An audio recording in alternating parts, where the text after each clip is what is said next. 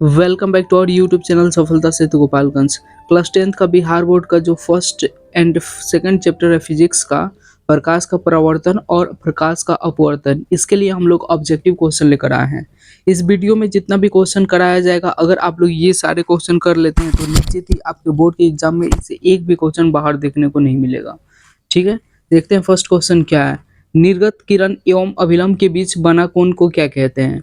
सबसे पहले एक चीज देखिए, हम एक कांच की सिल्ली ले लेते हैं, इससे एक किरण को गुजारते हैं। जब किरण कांच की सिल्ली पर पड़ती है तो अभिलंब हो जाती है, यानी सीधे हो जाती है, फिर इससे बाहर निकलती है। तो जो आने वाली किरण ये था, इसका नाम क्या था?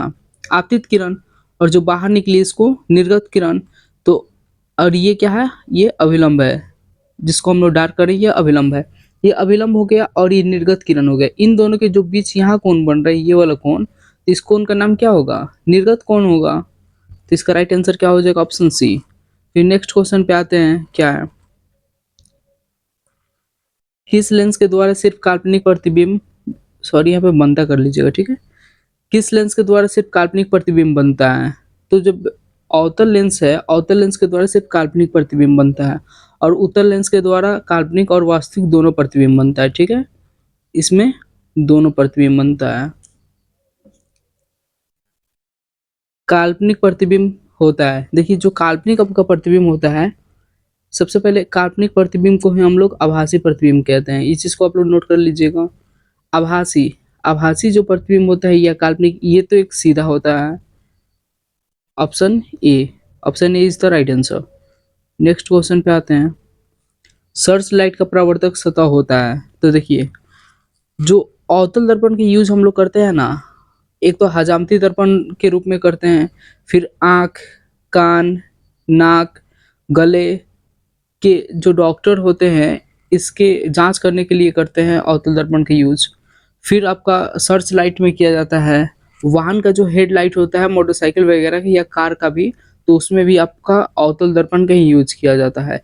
इसके अलावा सौर कुकर में भी अवतल दर्पण का यूज किया जाता है। तो इसका राइट आंसर, ये क्वेश्चन क्या है? एक उत्तल लेंस की क्षमता एक डायोप्टर है, तो उस लेंस की फोकस दूरी है।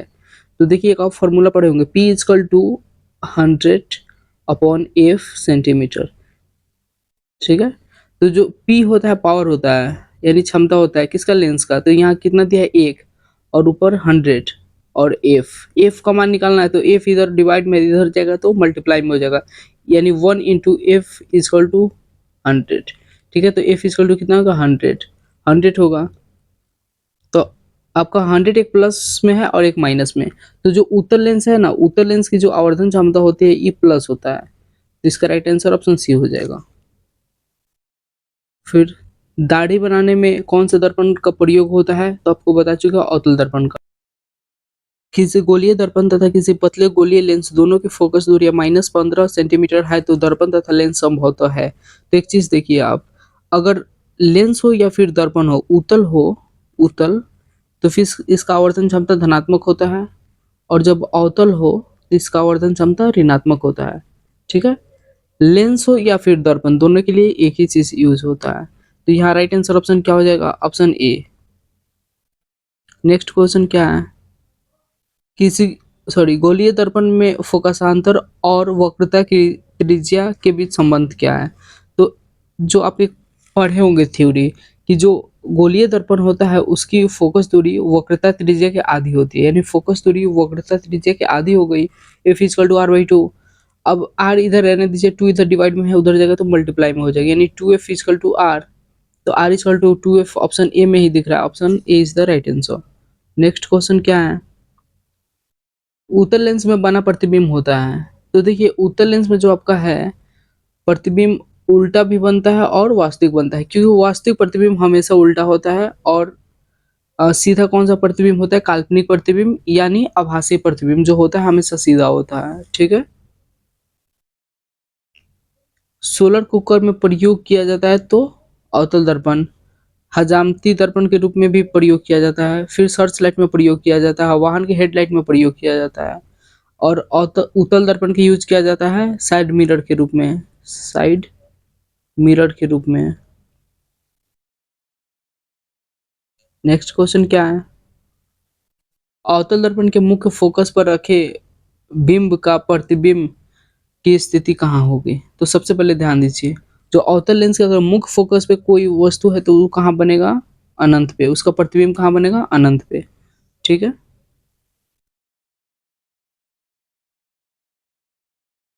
मोटे लेंस की आवर्धन क्षमता क्या होती है? अधिक होती है। फिर पतला लेंस जो होगा उसका आवर्धन क्षमता कम होती है। कम किसका होता है? पतला लेंस का।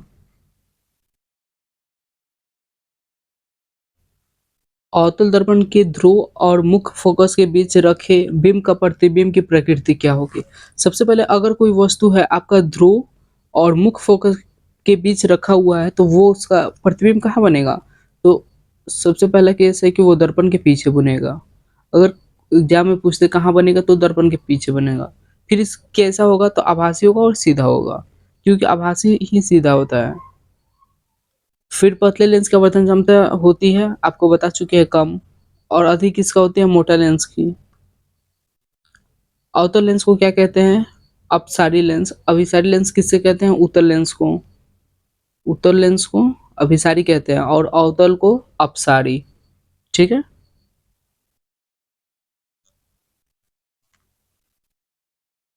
उत्तल लेंस को कहते हैं अभिसारी, अभी बताएं आपको। किस दर्पण में हमेशा वस्तु से छोटा प्रतिबिंब प्राप्त होता है? तो उत्तल दर्पण में हमेशा वस्तु के एक तो बराबर प्रतिबिंब प्राप्त हो सकता है या हमेशा छोटा प्राप्त होता है। बराबर या छोटा। ठीक है? साइड मिरर के रूप में प्रयुक्त होता है तो उत्तल दर्पण, पहले ही बता चुके हैं आपको। फोटोग्राफी कैमरा में अभिदृश्यक होता है, उत्तल लेंस होता है। एक अवतल दर्पण की फोकस दूरी 10 सेंटीमीटर है तो उसकी वक्रता त्रिज्या क्या होगी? आप एक फॉर्मूला पढ़े होंगे, F equal to R upon two. तो F का मान कितना है? 10 equal to R upon to.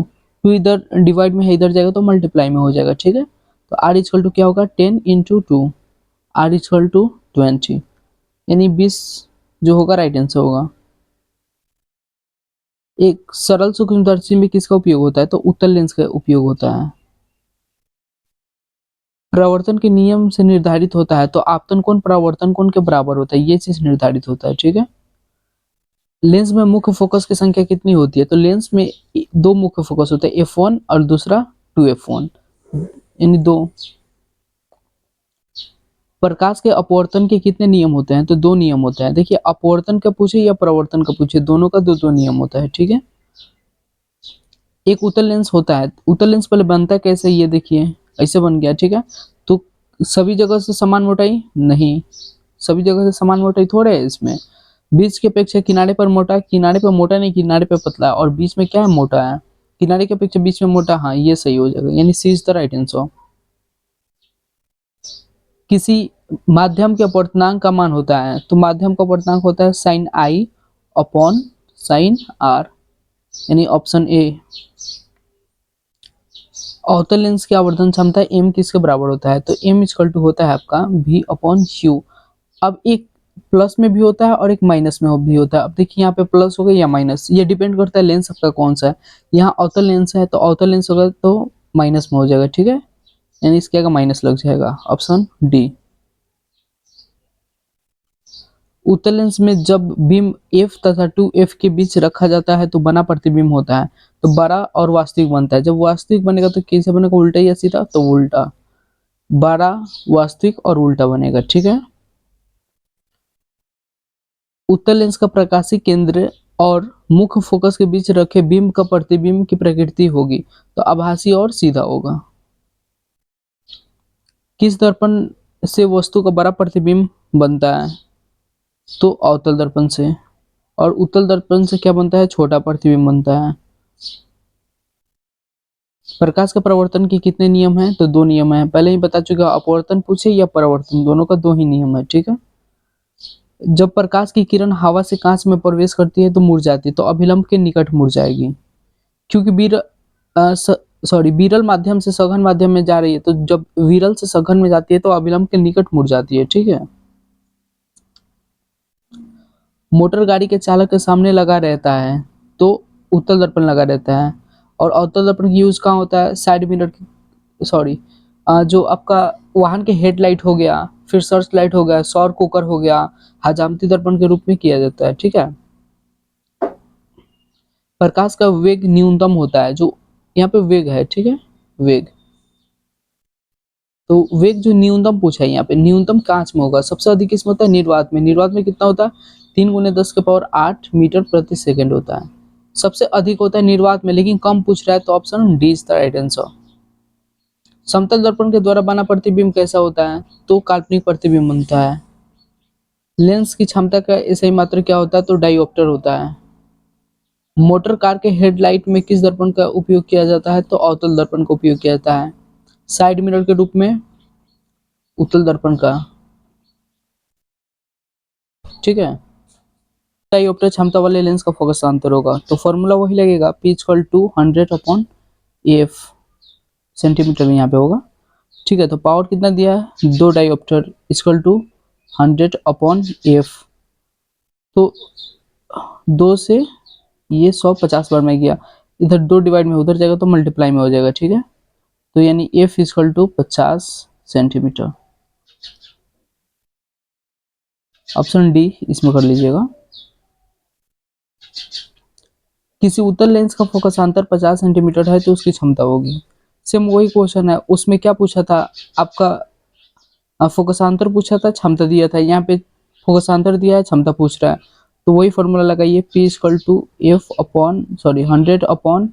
F centimetre में। ठीक है, अब देखिए पावर यहाँ पे पूछ रहा है तो रहने दीजिए, वहाँ पे 100 यहाँ 50 दिया है, कितने बार में जाएगा, 2 बार में, पावर कितना है, 2 डायोप्टर। अब एक प्लस में भी आता है और माइनस में भी, जैसे कि आप ऑप्शन सी और डी में देख रहे हैं, तो डिपेंड करता है लेंस कौन सा है। लेंस यहाँ पे कौन सा है, उत्तल लेंस, तो उत्तल लेंस का क्षमता कैसा होता है, प्लस होता है, पॉजिटिव होता है, तो ये ऑप्शन डी राइट आंसर हो जाएगा। ठीक है, यहाँ पे